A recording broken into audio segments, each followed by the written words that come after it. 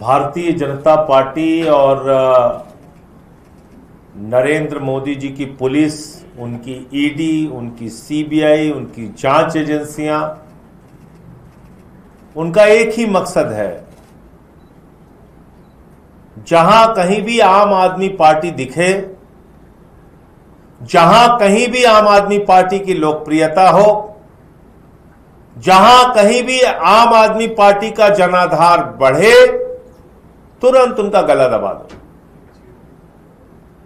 तुरंत उस पार्टी को खत्म करने की योजना में जुट जाओ।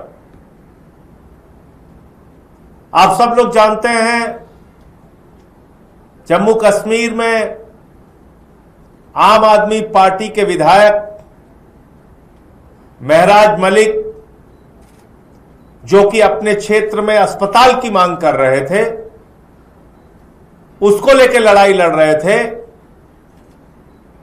उसको केंद्र सरकार के अधीन आने वाली पुलिस ने, क्योंकि आज जो पुलिस है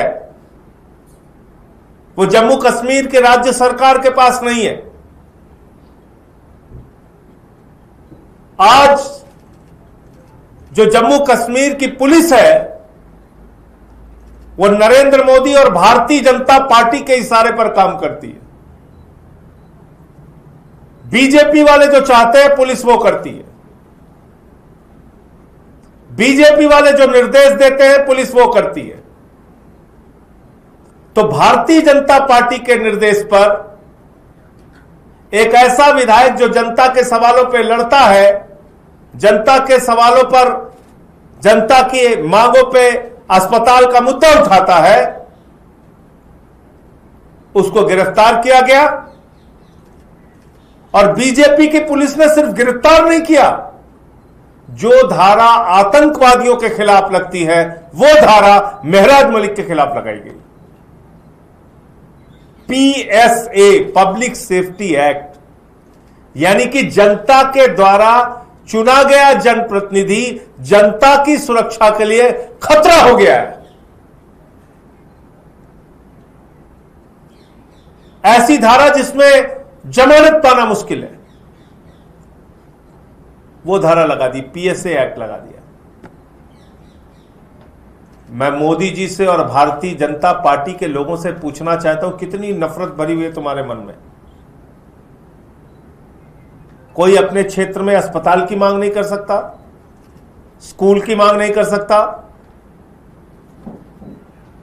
कोई अपनी आवाज नहीं उठा सकता, और आवाज उठाएगा तो आप उसको उठा के जेल में डाल देंगे। चलो जेल में डाल दिया, जेल में भी डालेंगे तो ऐसी धारा में डालेंगे जो आतंकवादियों पे लग जाए। और आज इसी बात को लेके पूरे जम्मू कश्मीर में 20 जिलों के अंदर आम आदमी पार्टी का जोरदार प्रदर्शन, आंदोलन चल रहा है। पार्टी के राष्ट्रीय संयोजक अरविंद केजरीवाल जी ने भी इस घटना पर अपनी कड़ी प्रतिक्रिया दी कल, और तमाम जो एक्टिविस्ट हैं, जो तमाम लोग हैं, वहां के एमएलएज हैं, उन सब लोगों ने इस कार्रवाई को लोकतंत्र विरोधी बताया। और हैरान करने वाली बात यह है कि जो चुनी हुई असेंबली है, हंसी आएगी आपको, जो निर्वाचित विधानसभा है वहां की, उसके स्पीकर महोदय कह रहे हैं हमसे तो कोई परमिशन ही नहीं ली गई। तो भैया, जम्मू कश्मीर में कोई सरकार है भी कि नहीं है? कोई विधानसभा है भी कि नहीं है? एक विधायक को गिरफ्तार करने के पहले आप स्पीकर की परमिशन लेते हैं, पीएसए का एक्ट आपने लगा दिया।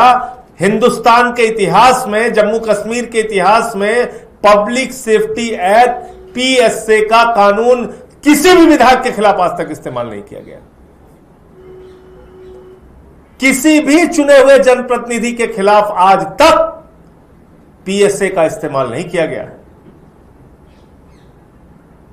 महराज मलिक, उन आज तक जितने भी लोग जम्मू कश्मीर में चुने गए उन सबसे ज्यादा खतरनाक बन गया। बीजेपी के लोगों, मोदी जी इतना डर हो गया उसकी लोकप्रियता से। आप मुझे बताइए, आपने उसके ऊपर पीएसए लगवा दिया, वो आतंकवादी है। तो इसलिए आम आदमी पार्टी ने आज पूरे कश्मीर के अंदर, जम्मू कश्मीर के अंदर आंदोलन किया है।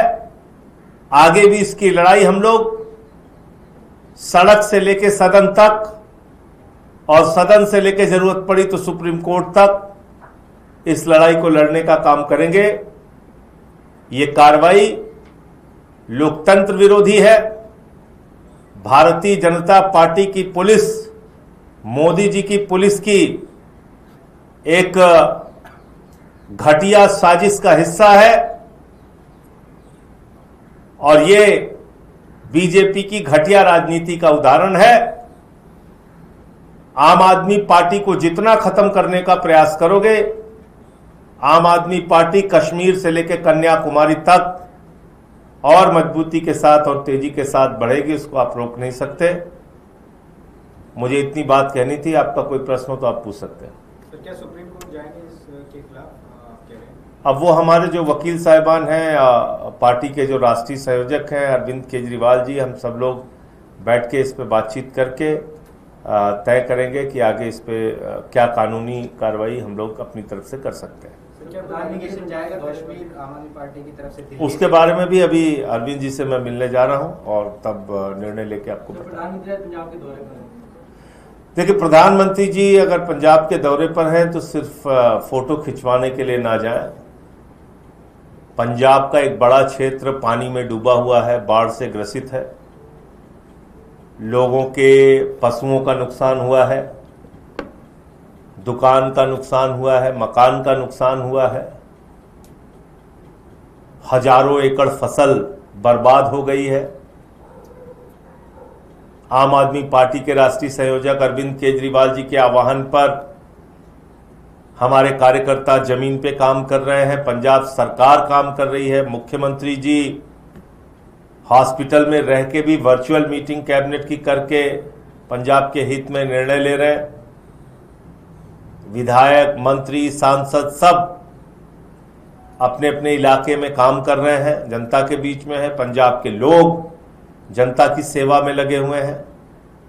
और कल एक ऐतिहासिक निर्णय मेरे ख्याल से हिंदुस्तान में किसी सरकार ने इससे पहले नहीं लिया होगा। फसल बर्बादी का मुआवजा 20,000 रुपए एकड़ ऐलान किया हमारी सरकार ने। उससे पहले दिल्ली के अंदर केजरीवाल जी ने यह निर्णय लिया था और अभी पंजाब में निर्णय हुआ है। तो मुझे लगता है कि बड़ी त्रासदी है, सड़कें टूटी हैं, मकान, दुकान, फसल, मवेशी सब बर्बाद हुए हैं। तो प्रधानमंत्री जी से मांग है वहां के मुख्यमंत्री भगवंत मान जी की कि कम से कम 20,000 करोड़ रुपए की राहत का पैकेज पंजाब को जरूर दिया जाए, और जिससे कि आगे लोगों की मदद हो सके।